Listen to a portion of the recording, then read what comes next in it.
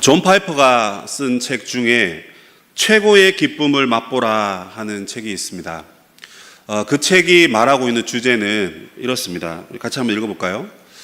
우리가 하나님 안에서 최고의 기쁨을 맛볼 때 하나님은 우리 안에서 최고의 영광을 받으신다.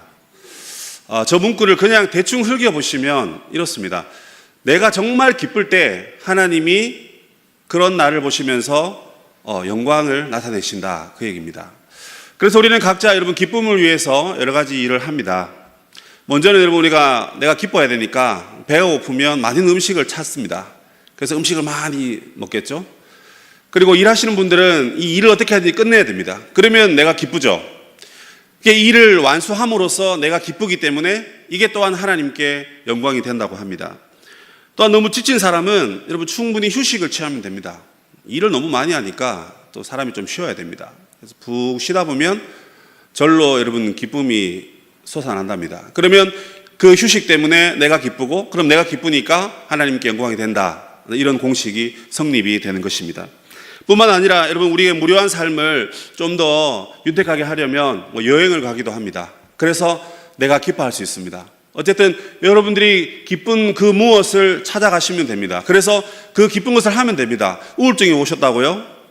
근데 여러분 기뻐하는 일이 있을 거 아닙니까? 여러분 좋아하는 그 무엇을 하면 됩니다. 일을 더 열심히 하고 싶은 분들은 더 많은 일을 하시면 되고, 이것도 저것도 싫다 그러면 핸드폰도 끄고 그냥 산에 들어가서 푹 쉬다 오시든지 여러 가지 일을 하시면 됩니다. 그런데 여러분 이게 문제가 있습니다. 우리의 인생이 나의 기쁨을 위해서 많은 것을 찾아다녔는데 안 기쁩니다. 여러분 여행 가보셨습니까? 누군가 그러시죠, 그죠? 서울을 벗어나는 것 자체가 힘듭니다, 그죠? 그래서 여행을 가는 건 너무 좋은데 차 타고 5시간 갑니다. 그래서 5시간 쉬었다가 5시간 만에 또 돌아옵니다. 그러면 5시간 갔다가 5시간 쉬고 5시간 만에 돌아옵니다. 이 여행은 기쁩니까? 안 기쁩니까? 전혀 안 기쁩니다, 그죠? 운전하기 좋아하는 남편은 드라이브 한다고 갑니다. 아내는 죽을 마십니다. 왜요? 10시간을 차를 타야 되니까. 이게 안 기쁜 겁니다. 음식을 먹습니다. 배고플 때는 여러분 그냥 숭늉에 밥만 말아서 김치만 걸쳐도 얼마나 맛있습니까? 거기에다가 멸치를 고추장에 탁 찍어서 먹으면 너무너무 맛있습니다. 그런데 배가 부를 때는 여러분 제가 워커힐 아직 한 번도 못 가봤는데 거기 나중에 한번 가볼 생각입니다.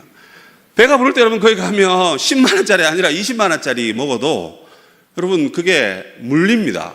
옛날에 김교호 목사가 나는 가봤다 이러면서 자랑하더라고요. 그래서 봄에 가면 딸기 가지고 만든 무슨 음식을 많이 만든답니다. 그래서 아내하고 자기가 1인당 7만 원짜리를 먹고 왔답니다. 그 돈 없는 목사가 어디 14만 원짜리 아마 결혼 기념일이었나 봅니다. 근데 여러분들 내가 배가 엄청 부른데 우리 장로님께서 송사님 우리 밥 먹으러 갑시다 해가지고 워커힐이 아니라 어디 우리나라에서 제일 좋은 호텔에 가서 30만 원짜리 밥을 먹었다고 칩시다. 배가 부른데 여러분 그 기쁘겠습니까? 또 체면상 또 먹긴 먹어야 되겠고 배는 나왔는데 먹기 싫겠죠. 그러면 그게 기쁨입니까? 기쁨이 아닙니다.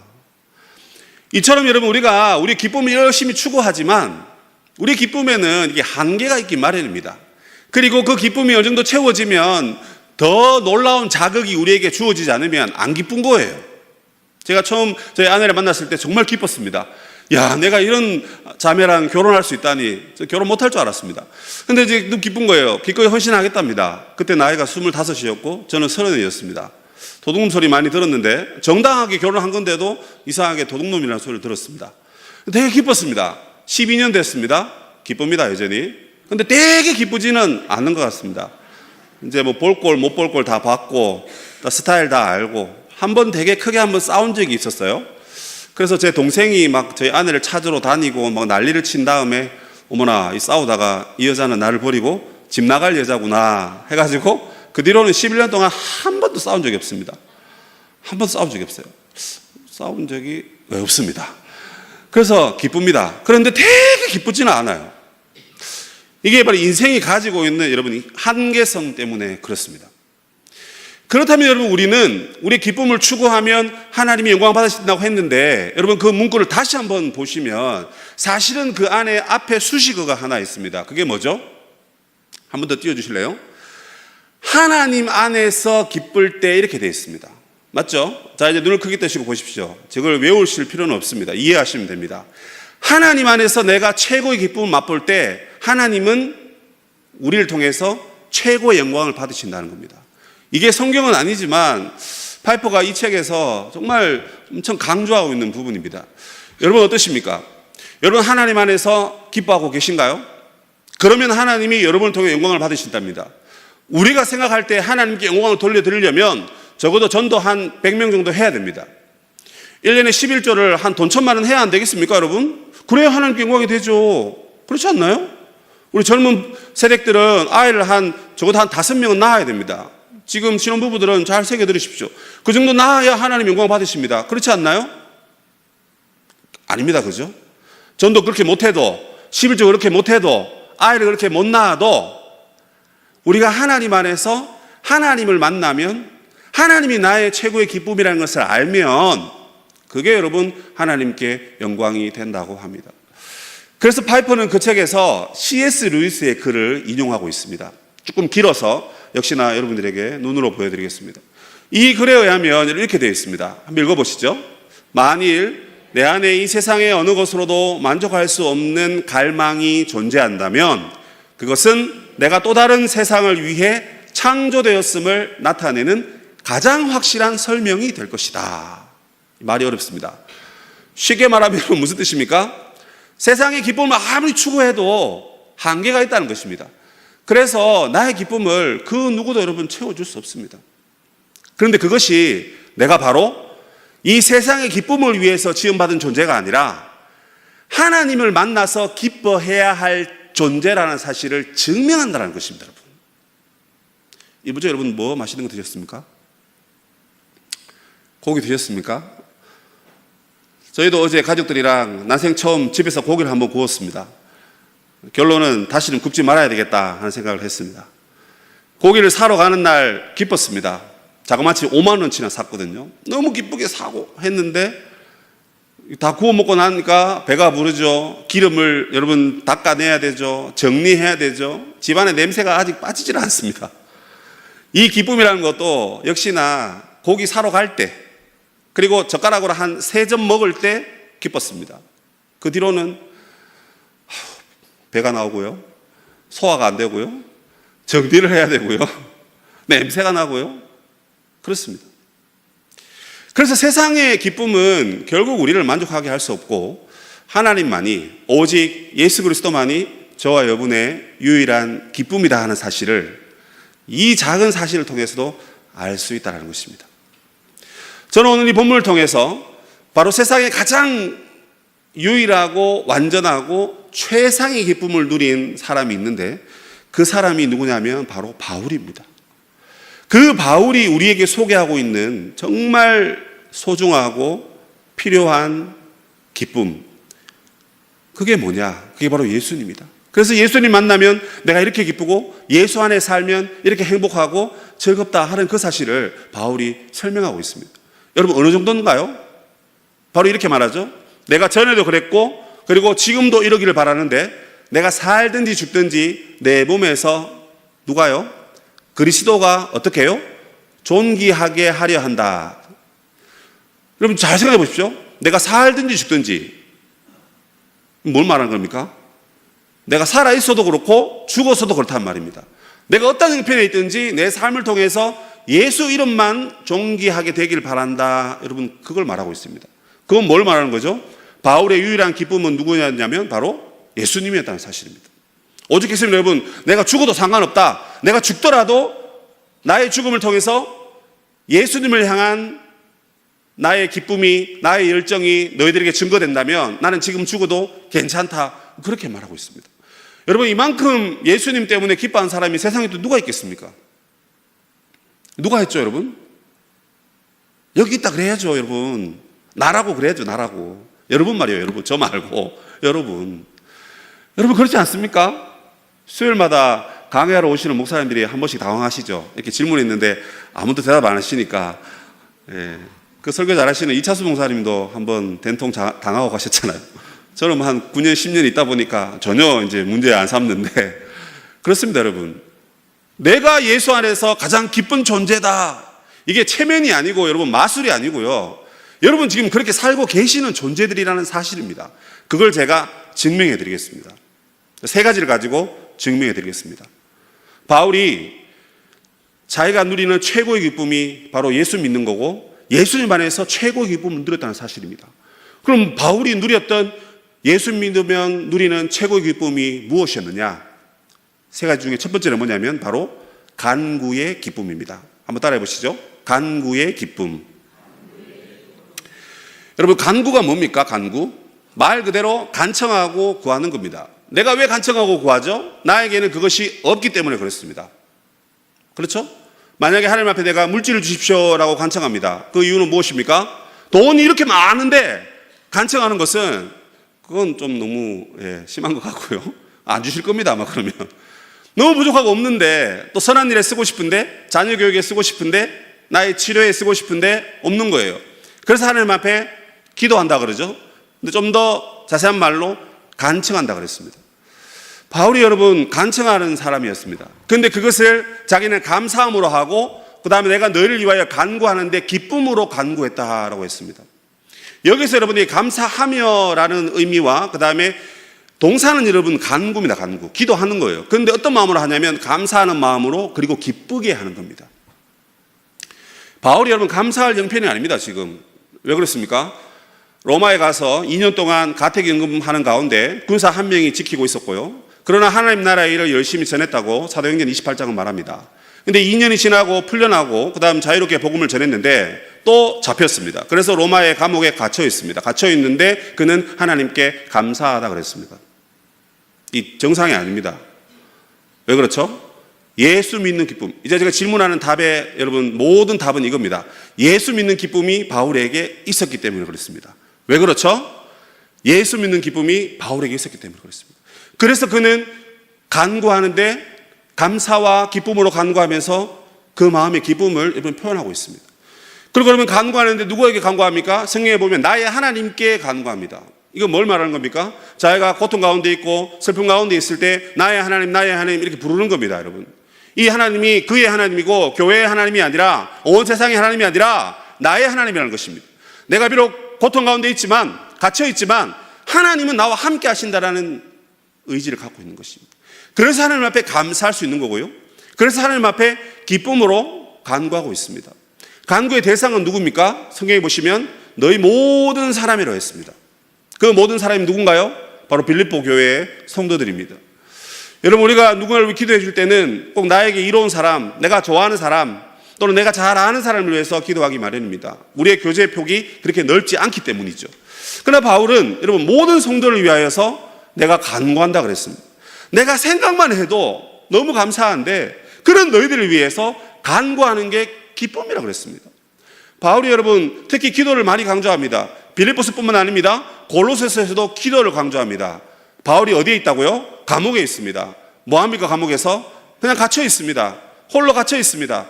고통스럽습니다. 그런데 그 고통의 시간을 기도의 시간으로 보냈습니다. 제가 아는 목사님도 10년 전에 죽을 병에 걸려서 병원 신세를 오랫동안 진 적이 있었습니다. 저는 그때 신학교 다녔기 때문에 사실 병문안 한 번밖에 못 갔습니다. 참 되게 죄송한 마음이 있고 또 고마운 마음도 많습니다. 근데 그 목사님의 가정에는 남자들이 주로 40 초반에 다 단명하셨다고 합니다. 그런데 이 목사님은 아직까지 생존하셔서 지금 나이가 50이 넘으셨어요. 근데 그 목사님이 그 기도하는 그 병원에 입원하는 가운데 그가 하나 깨달은 게 뭐냐면 누구누구 목사야, 내가 너의 병을 통해서 내가 너에게 가르쳐 주려고 하고 있는데 가르쳐 주려고 하려고 한 것이 있는데 그게 뭐냐면 바로 너가 기도를 좀 했으면 좋겠다. 그런 마음을 주셨답니다. 직접 그 목사님 들었습니다. 목사님 기도 열심히 하셨고 또 누구보다도 기도 열정적으로 하시고 하신 분인데 왜 하나님이 그렇게 말씀하셨을까요? 질문하고 대답은 그냥 글쎄 뭐 이렇게 듣고 말았습니다. 지나고 난 뒤에 여러분 잘 생각해 보니까 여러분 바로 이것이었습니다. 우리가 여러분 고통의 순간이 오면 그것은 하나님 우리에게 기도하라는 시간이고 또 신호였던 겁니다. 바울이 감옥에 갇혀 있을 때 할 수 있는 게 없습니다. 가택연금에 있을 때는 찾아오는 사람에게 복음이라도 전할 수 있었는데 지금 감옥에 있을 때에는 하나님과 단둘이, 예수님과 단둘이 있어야 됩니다. 그때 바울이 할 수 있었던 게 뭐냐면 기도입니다. 그런데 그 기도를 누구를 위해 합니까? 하나님, 내가 이제 죽게 됐으니까 나 좀 살려주세요. 하나님, 내가 살아서 복음을 더 잘 전할게요. 건강 주세요. 재물 주세요. 뭐 자녀들이 잘 지게 해주세요. 이런 말이 없습니다. 뭘 위해서 기도했다고요? 교회를 위해서 기도했습니다. 다른 사람을 위해서 기도했다는 것입니다. 여러분, 우리의 기도 시간을 한번 생각해 보십시오. 만약에 새벽 기도를 마치고 기도를 한다고 치면 1시간을 기도한다고 칩시다. 그럼 1시간을 위해서 여러분 나를 위해서 기도할 수 있겠죠. 여러분 아무리 기도해도 나를 위해서 1시간이 안 됩니다. 좋은 시간 한 10분 빼고요. 50분이라 해도 나를 위한 기도, 내 자녀, 아내, 나의 사역 기도해도요 5분이 안 넘습니다. 5분.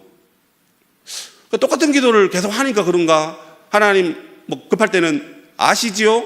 뭐 이러고 그냥 애들 이름만 부르고 기도하고 그냥 갑니다.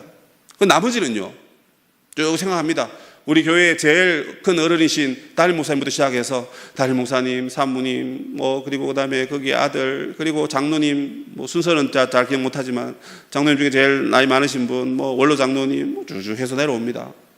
그러다 가다 보면 시간이 다 돼가지고 유치부 아이들까지 못 갑니다. 적어도 우리 교회에 여러분 교구장들이 적게는 뭐 150명, 180명, 많게는 여러분 370명까지 섬기고 있습니다.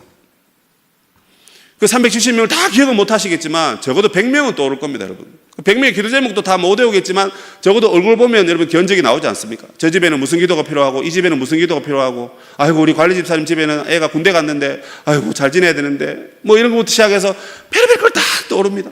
그거 기도하다 보니까 여러분 시간이 그렇게 갑니다. 근데 바울이 뭐라고요? 그거를 기쁨이라 그랬습니다. 뭡니까 여러분? 기쁨이라고요. 뭐가요? 나를 위해서 기도하는 거요? 아닙니다. 내가 다른 사람을 위해서 기도하는 것이 바울 자신의 기쁨이라고 그랬습니다. 성도 여러분, 여러분에게 이런 기쁨이 있으신가요? 목사님 그거는 목회자들이 하는 거고 순장님들이 하시는 거고 그거는 권사님, 장로님들이 하시는 거 아닙니까? 특히 바울 정도 돼야 그런 거 아닙니까? 그러려면 여러분 이걸 갈로 열고 목사에게 고하노라 갈로 닫고, 목사들은 꼭 교회들을 위해서 날마다 한 번씩 기도할지언정, 그럼 아마 우리 목사님은 해외 선교고 뭐고 아무것도 못 하실 겁니다. 2270명의 성도들을 위해서 계속 기도해야 되니까요. 그런데 이것은 여러분 목사들만의 일이 아닙니다. 모든 성도들이 간구하는 기쁨을 가져야 되는데 그 간구의 대상이 내가 아니라, 우리 가정이 아니라 이웃입니다. 만약에 나를 위해서 기도한다면요, 저는 하루에 5분만 기도하면 됩니다. 5분만 기도하면 됩니다. 더 기도할 것도 없어요. 뭘 기도합니까 제가? 사역을 위해서, 건강을 위해서, 자녀들을 위해서. 끝입니다. 뭘 합니까? 없습니다. 그런데 왜 1시간을 합니까? 왜 1시간 이상도 합니까? 성도들이 계시기 때문에 그렇습니다. 여러분의 기도가 시간이 점점 늘어나는 이유는 기도할 것들이 많아지기 때문입니다. 그것은 나의 일일 수도 있지만 성경에서 말하는 바울의 기도와 여러 기도를 보면 이걸 중보기도로 하죠. 많은 다른 사람들을 위해서 기도할 것들이 늘어나니까 여러분들의 기도의 시간이 자연스럽게 늘어나는 것입니다. 죄송합니다. 기도 끝나고 5분 만에 집에 가시는 분, 새벽기도 마치고 1분도 안 돼서 곧장 가시는 분, 사정이 있으실 거고 또 빨리 출근하셔야 되고 여러 가지 이유가 있을 겁니다. 목사들이 주로 앞에 앉아서 기도합니다. 누가 가는지 모릅니다. 빨리 가도 정지하지 않습니다. 일이 바쁘니까 가시는 거죠. 그러나 시간이 있고 여유가 있고 또 이 기도의 기쁨을 아시는 분들은 아마 시간을 조금 더 늘려갈 것 같습니다. 더 늘려갈 것 같습니다, 여러분. 왜 기도 제목이 자꾸 바뀌지 않는가? 바뀔 게 없습니다. 우리 누구를 위해서 기도합니까? 세계복음화를 기도해야 되죠? 근데 여러분, 먼저 내 옆에 누가 앉아 계시는지 확인해 보시기 바랍니다. 그분에게 기도의 제목을 묻지 않았습니다. 하지만 그 가정에, 그 집사님에게 어떤 기도가 필요한지 우리는 너무나 잘 압니다. 건네 들은 이야기도 있습니다. 과거에 들었던 이야기도 있습니다. 또 몸이 아파서 온 교회가 다 아는 성도님들도 계십니다. 그런 분들을 위해서 누가 기도합니까? 바로 오늘 여기에 오신 여러분들이 기도하시는 겁니다. 그것이 바울은 자기가 기쁘다라고 얘기했습니다. 바울이 감옥에 갇혔을 때 여러분 자기를 위해서 기도하지 않았다는 것입니다. 이렇게 기도했습니다. 살든지 죽든지 나를 통해서 예수 그리스도의 이름이 온 세상에 존귀하게 되기를 바랍니다. 첫 번째는 하나님께 영광이 되는 거고요. 두 번째는 그 존귀하신 예수님의 이름 때문에 세상의 모든 사람들이 구원을 얻기를 바랍니다 라는 기도입니다. 우리의 기도가 참으로 부끄럽기 그지없다고 생각을 합니다. 종교개혁 시대에 영국에 메리라는 여왕이 있었습니다. 이 여왕은 이제 개신교를 탄압했거든요. 왜냐하면 이 여왕은 이제 캐톨릭 신자였기 때문에 그렇습니다. 그래서 그가 이제 정권을 쥐고 난 다음에 모든 개신교 사람들을 다 죽여라 이렇게 그냥 명령을 합니다. 그 시대만 해도 이제 국왕이 명령을 하니까 뭐 그냥 순종할 수밖에 없습니다. 이 소식을 들은 존 낙스는 그때부터 하나님 앞에 기도하기 시작합니다. 얼마나 여러분 열정적으로 기도했는지 신기하게 이 메리 여왕이 큰 병에 걸려서 갑자기 돌연사하게 됩니다. 하나님께서 이 낙스의 기도를 들어주신 것입니다. 그런데 여러분 이것을 우리가 어떻게 알 수 있냐면 이 메리가 숨을 거두면서 한 말이 있습니다. 그 말이 뭐냐면 존 낙스의 기도는 영국의 100만 명의 군대보다 더 강하다 그런 말을 남겼다고 합니다. 그러니까 그 여왕이 그렇게 말했기 때문에 그가 그 기도 때문에 내가 기독교인들 탄압하다가 어이구 하나님 앞에 벌받아서 죽는구나 이거 알고 죽었다는 그 얘기입니다. 여러분 세상에 무시무시한 사람 참 많습니다. 그죠? 누가 무섭다 그럽니까? 사춘기 우리 친구들이 무섭다 그럽니다. 그래서 교회마다 중등부가 어렵다 그러는데 위기는 꼭 기회 아니겠습니까? 그죠? 그러면 교사들이 더 많이 들어가고 더 많이 기도하면 됩니다. 돈을 많이 주면 부흥이 됩니까? 안 됩니다. 기도해야 됩니다. 이웃을 위해서 기도해야 했잖아요. 우리 집에 중등부 아이들 없어도 중등부를 위해서 기도해 주면 됩니다. 교회가. 근데 여러분 뭐 그 친구들이 제일 무섭습니까? 아닙니다. 세상에 어떤 사람이 제일 무섭습니까? 겁 없이 덤벼드는 사람, 술 취해서 꼬장 부리는 사람, 뭐 그런 사람들이 무섭죠. 누가 제일 무섭나요? 사실은 기도하는 사람들이 제일 겁나는 것입니다. 그래서 기도하는 사람 앞에는 여러분 아무도 그 사람을 무시할 수 없고 공격할 수 없습니다. 소외시킬 수도 없고 그 사람을 천대히 대할 수도 없습니다. 여러분 저와 여러분이 바로 이런 사람이 되어야 됩니다. 가장 중요한 기쁨이 바로 이 간구의 기쁨이기 때문에 그렇습니다.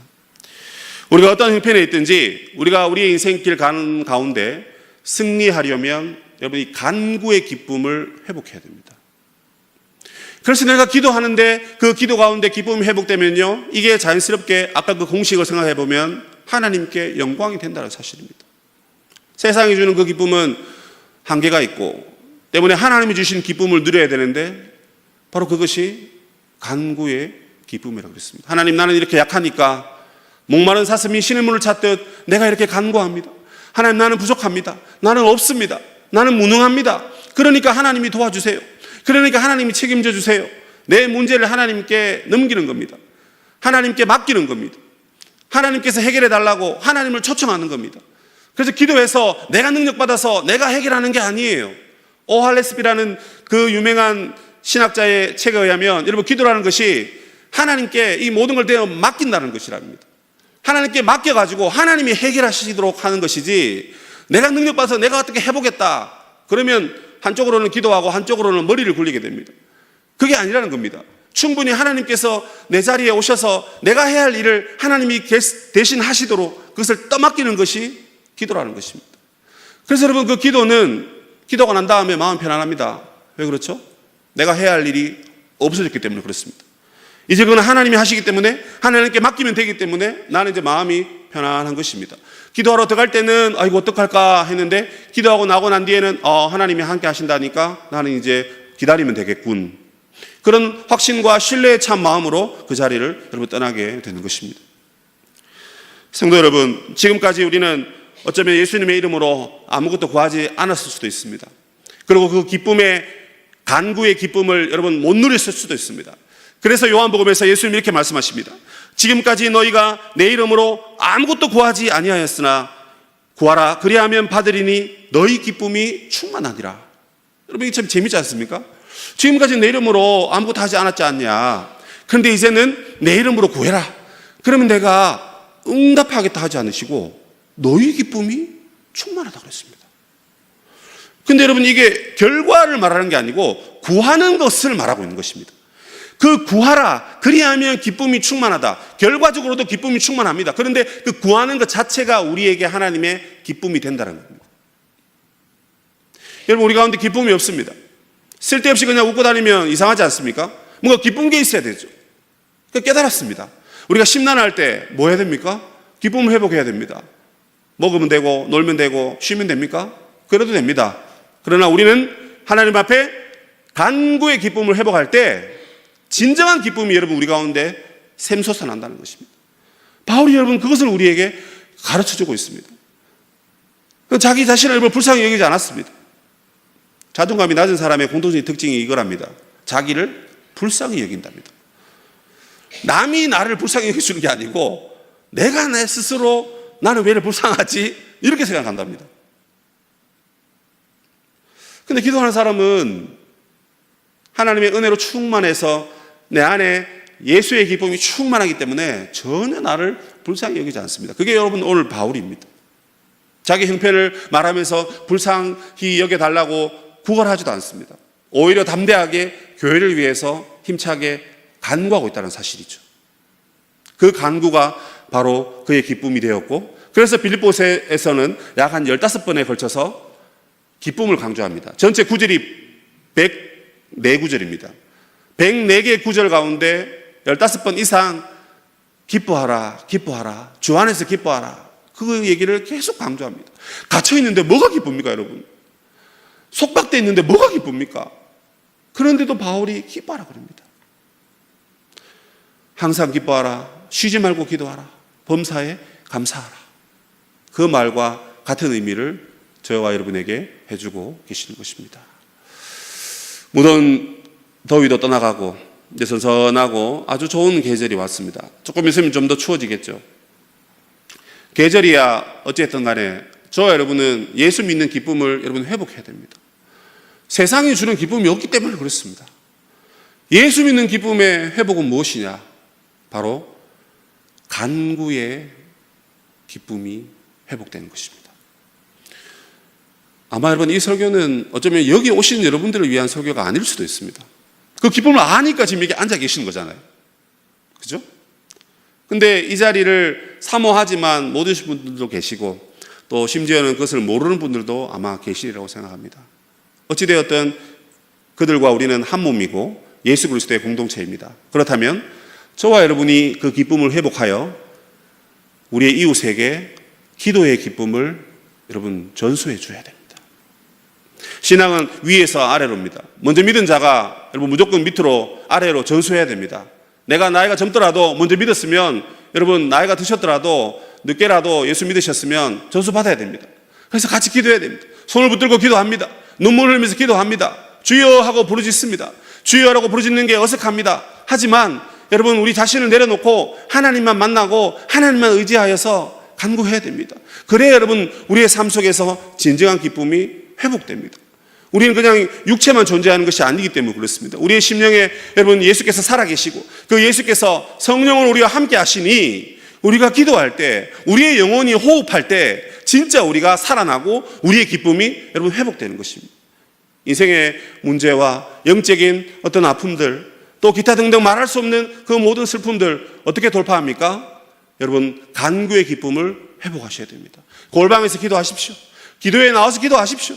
여러분 운전하면서도 길을 가면서도 지하철 타고 가면서도 여러분 쉬지 말고 기도하시길 바랍니다. 우리 기도할 게 얼마나 많습니까? 지금 여러분 35명의 우리 청년들이 선교를 떠났습니다. 여러분 무사히 돌아오도록 기도해야 안 되겠습니까?